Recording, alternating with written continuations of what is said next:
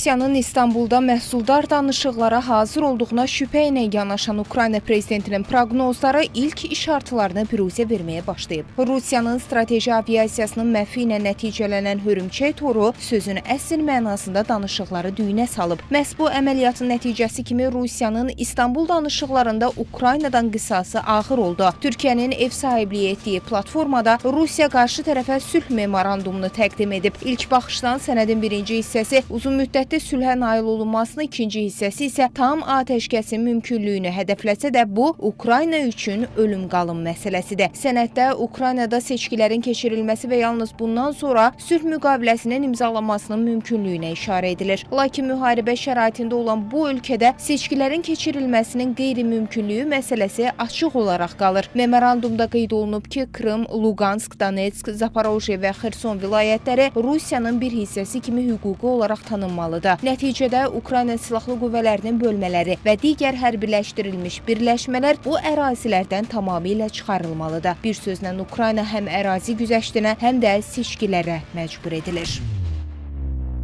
Bu şərtlər faktiki olaraq sənədi sülh memorandumuna yox, bir kapitulyasiya sənədinə çevrilir. Təqdim olunan tələblər hətta birinci İstanbul razılaşmasından belə daha ağır tələblərdir ki, bu da heç bir halda nəinki Zelenski hakimiyyəti tərəfindən, hətta Ukraynada hakimiyyət dəyişikliyi olsa belə hər hansı bir başqa hakimiyyət tərəfindən də qəbul olunması şərtlər deyil.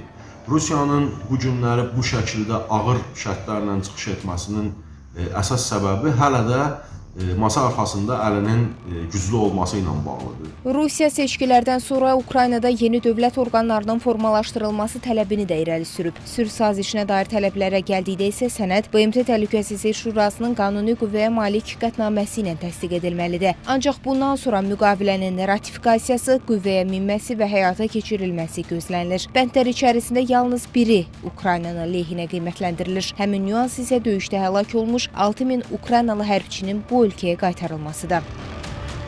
Təbii ki, bu Avropa dövlətləri tərəfindən də ABŞ tərəfindən qəbul edilə bilməz. Çünki Rusiya həyata keçirdiyi bu təzyiq siyasəti Ukraynanın ərazi bütövlüyünün suverenliyini pozur və bu gələcək perspektivdə digər ölkələr üçün presedent olar. Çünki güc tətbiq etməklə dövlətlərin ərazi bütövlüyünün pozulması növbəti mərhələlərdə yeni bir mənfi proseslərə gətirib çıxara bilər və bu da təbii ki, BMT-nin qüvvədə olan hüquqlarının və qanunlarının ümumiyyətlə tətbiqi demək olar ki, sıfırlana bilər.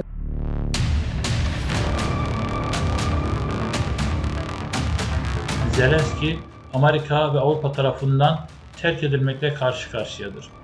Ve Amerika bu konuda açık konuşmuştur. Bununla beraber Zelenski'den Ukrayna seçimlerinin yenilenmesi talebi de savaş döneminde oldukça zor görülmektedir. Bir yandan savaş, bir yandan Ukraynalıların topraklarını terk etmesi ve bir kısmının yurt dışına çıkmış olması seçimlerde oldukça sekteye uğratacak bir diğer nedendir. Rusya bunları da çok iyi bildiğinden dolayı olabildiğince ağır şartları öne sürerek Zelenski'yi bu şartlar üzerinden barışa, ateşkəsə ikna etmeye çalışmaktadır. Analitiklərin proqnozlarına görə tərəflər arasında baş tutmuş danışıqların ikinci raundu Ukrayna üçün pozitiv heç nə vəd etmir. Memorandumla tanışdığından sonra Volodymyr Zelenski və komandasının necə bir manevr edəcəyi isə hələlik zamana bağlı məsələ kimi səciyyələndirilir. Zeynəb Mirzəyeva, Real.